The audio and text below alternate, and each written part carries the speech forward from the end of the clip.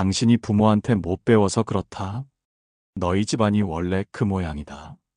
당신 엄마가 그러니까 너도 그렇지. 이런 말을 배우자에게 들어본 적이 있다면 이 영상을 끝까지 보시기 바랍니다. 여러분은 지금 영혼에 대한 공격을 받고 있을 가능성이 높기 때문입니다. 많은 사람들이 이런 말을 단순한 화풀이로 여깁니다. 일시적인 감정 표현이라고 생각합니다. 화가 나서 한 말이니까 그냥 넘어가자고 합니다. 나중에 사과하면 되지 않을까 생각합니다. 하지만 이것은 치명적인 착각일 수 있습니다. 가족 비하는 인간에게 가할 수 있는 가장 잔인한 공격 중 하나입니다. 우리는 누구나 선택할 수 없는 조건들 속에서 태어납니다.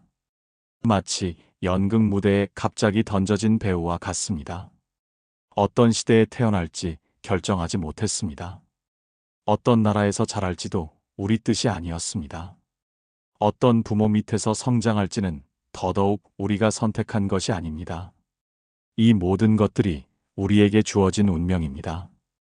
그런데 바로 이 운명이 우리라는 존재의 가장 깊은 뿌리가 됩니다. 그 나무가 어디에 뿌리를 내렸는지가 나무의 모든 것을 결정합니다. 척박한 땅에 뿌리를 내린 나무도 있고 비옥한 땅에 뿌리를 내린 나무도 있습니다. 하지만 그 나무가 척박한 땅에 뿌리를 내렸다고 해서 그 나무 자체가 가치 없는 것은 아닙니다. 가족은 우리가 세상을 처음 배우는 곳입니다. 사랑이 무엇인지, 관계가 어떤 것인지, 삶이란 무엇인지를 처음 느끼는 곳입니다. 완벽하지 않을 수도 있습니다. 때로는 상처를 주기도 합니다. 그럼에도 불구하고 가족은 우리 정체성의 출발점입니다. 그런데 누군가가 이 뿌리를 공격한다면 어떻게 될까요? 마치 누군가가 큰 나무의 뿌리에 독을 붓는 것과 같습니다.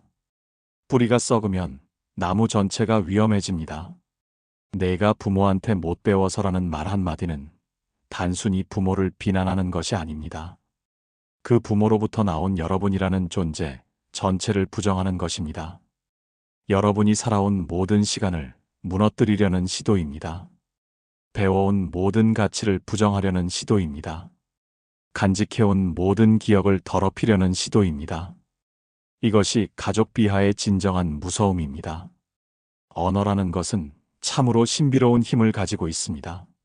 말은 단순히 소리가 아닙니다. 말은 현실을 만들어내는 힘이 있습니다. 마치 마법사의 주문과 같습니다. 따뜻한 말 한마디가 죽어가는 사람을 살리기도 합니다. 차가운 말 한마디가 멀쩡한 사람을 죽이기도 합니다.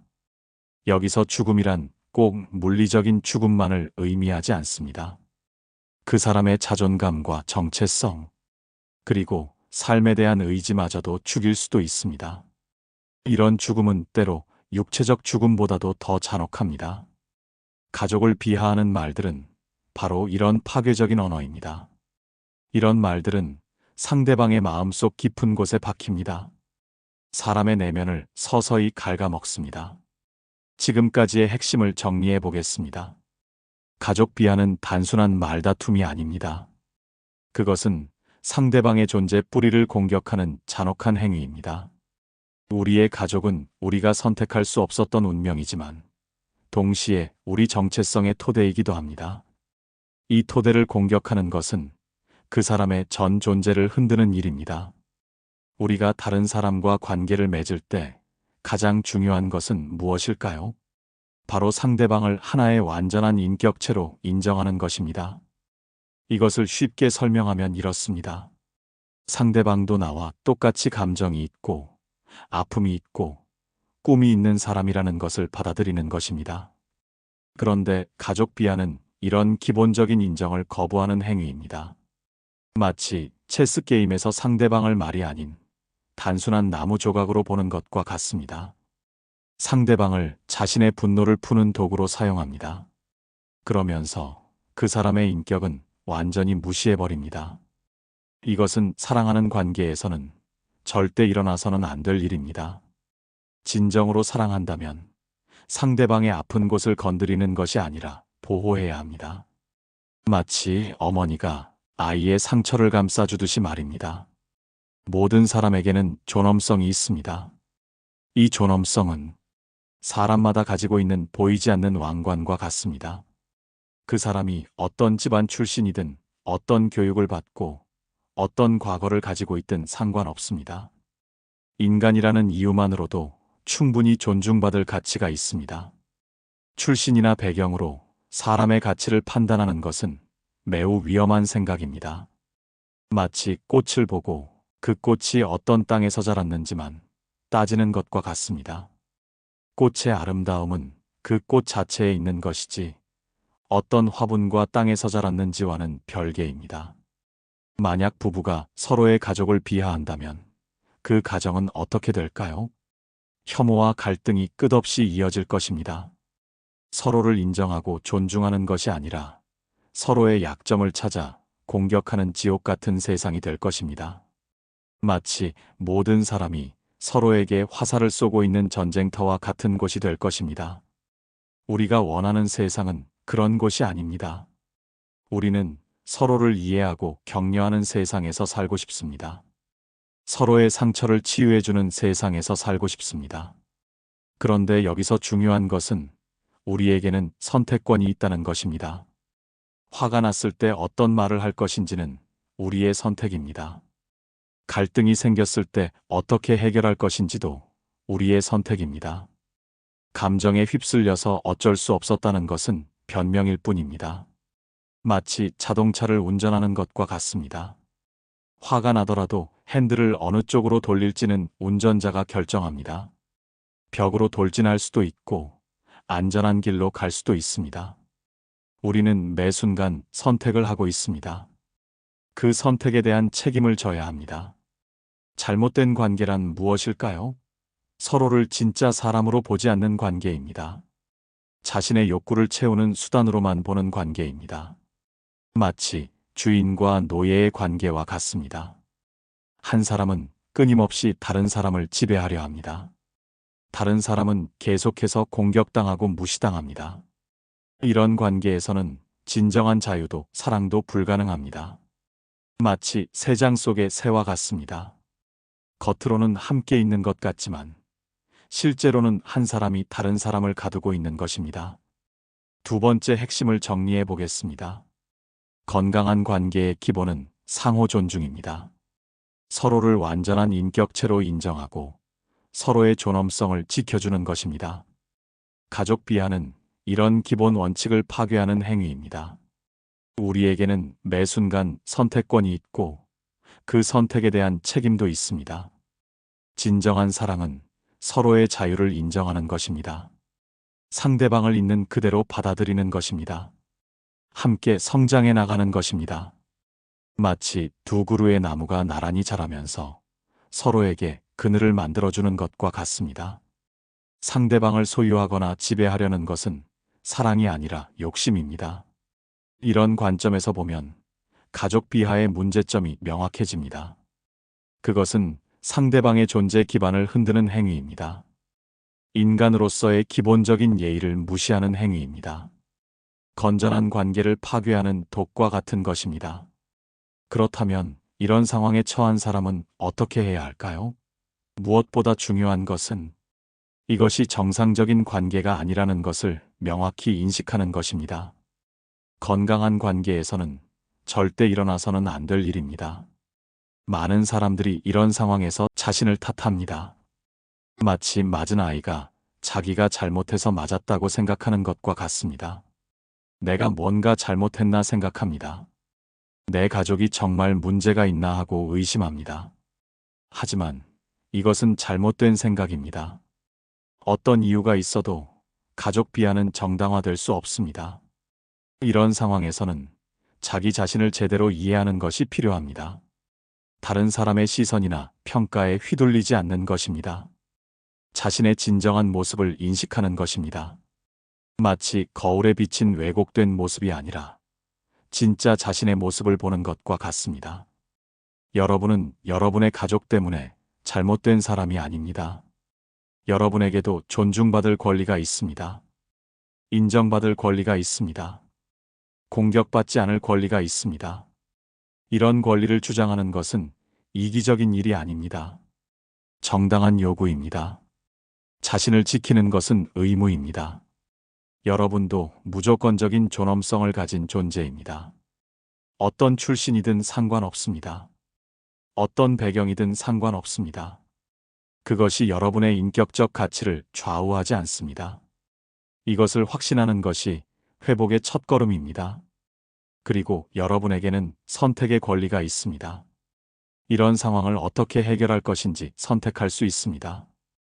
어떤 대응을 할 것인지 선택할 수 있습니다. 두려움 때문에 아무것도 하지 않는 것도 하나의 선택입니다. 하지만 적극적으로 변화를 추구하는 것도 가능합니다. 그렇다면 구체적으로 어떻게 대응해야 할까요? 먼저 명확한 소통이 필요합니다. 상대방에게 이런 말이 얼마나 상처가 되는지 전달해야 합니다. 왜 받아들일 수 없는지 분명히 밝혀야 합니다. 감정적으로 대응하기보다는 차분하고 단호하게 자신의 입장을 밝히는 것이 중요합니다. 이때 중요한 것은 상대방을 공격하지 않으면서도 자신의 경계를 명확히 하는 것입니다. 마치 울타리를 치는 것과 같습니다. 당신이 나쁜 사람이라서가 아닙니다. 이런 말들이 나에게 어떤 영향을 미치는지를 설명하는 것입니다. 나는 이런 말을 들을 때 무너집니다. 나의 존재 자체가 부정당하는 느낌을 받습니다. 이런 식으로 자신의 감정을 솔직하게 표현하는 것입니다. 마치 상처난 상처를 보여주면서 아프다고 말하는 것과 같습니다.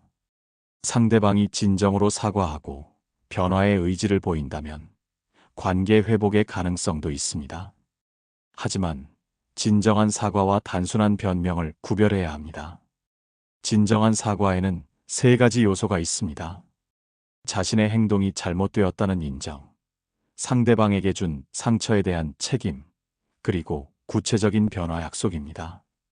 화가 나서 그랬다거나 그런 뜻이 아니었다는 말은 변명일 뿐입니다. 세 번째 핵심을 정리해 보겠습니다.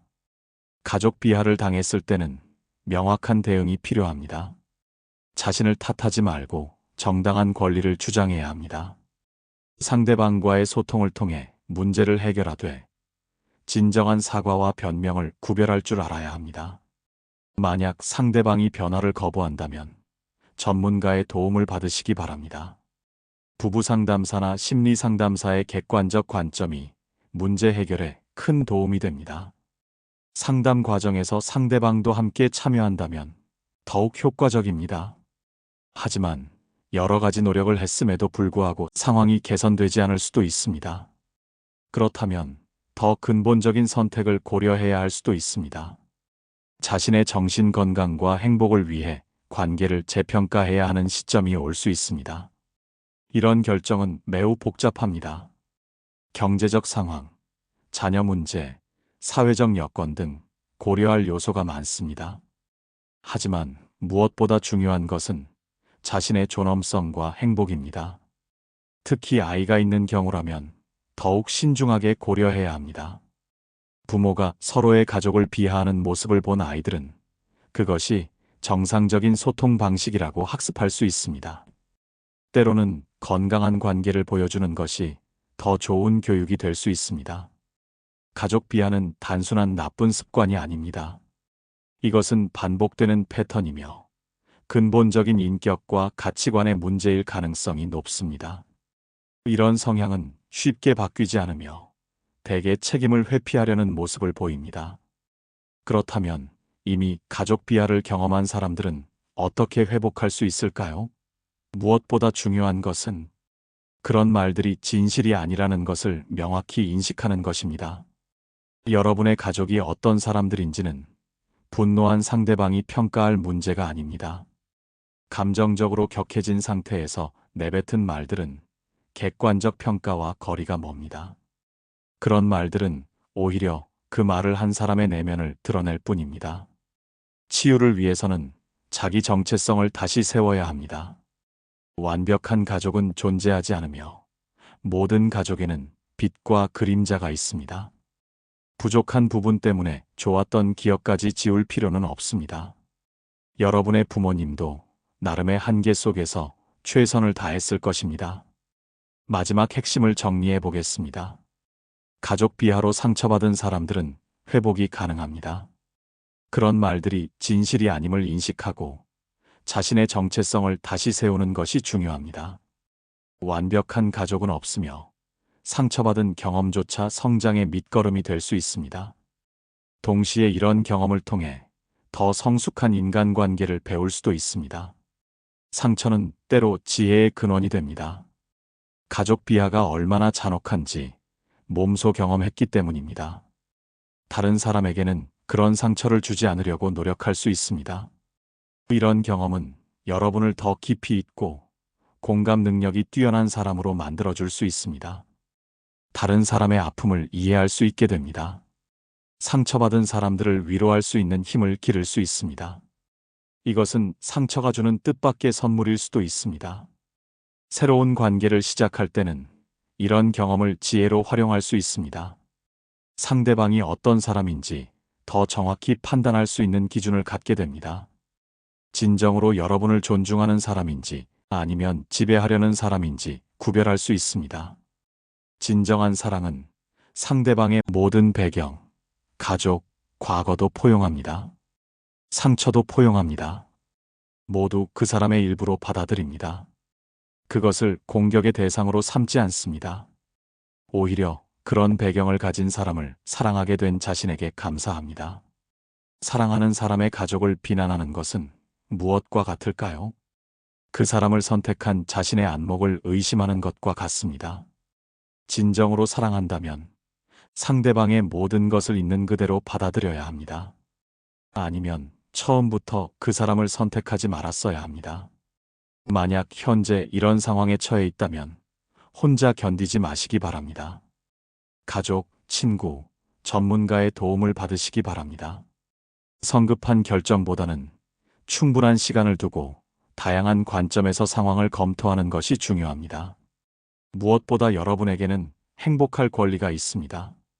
존중받으며 살 권리가 있고 사랑받으며 살 권리가 있습니다. 모든 상황과 관계는 고유하므로 일률적인 해답은 없습니다. 여러분의 상황에 맞는 최선의 선택을 찾아가시기 바랍니다. 가족 비하는 결코 가볍게 넘길 문제가 아닙니다. 이것은 인간의 존재 근거를 흔드는 심각한 행위입니다. 하지만 동시에 이 문제에 대한 해결책도 단순하지 않습니다. 각자의 상황과 조건을 신중히 고려하여 가장 현명한 선택을 하시기 바랍니다. 여러분의 존재는 그 누구도 함부로 할 수 없을 만큼 소중하고 고귀합니다. 이것을 항상 기억하시기 바랍니다. 자신을 존중하고 사랑하는 사람들과 함께 행복한 삶을 만들어 가시기 바랍니다. 때로는 용기 있는 선택이 필요합니다. 현재 상황에 안주하는 것이 더 편할 수도 있습니다. 하지만 진정한 행복을 위해서는 변화가 필요할 때가 있습니다. 그 변화가 어떤 것이든 여러분 자신을 위한 최선의 선택이 되기를 바랍니다. 만약 오늘 영상이 여러분의 마음에 작은 울림이라도 있었다면 좋아요와 구독 부탁드립니다. 여러분의 작은 관심 하나하나가 더 깊이 있고 의미 있는 콘텐츠를 만드는 원동력이 됩니다.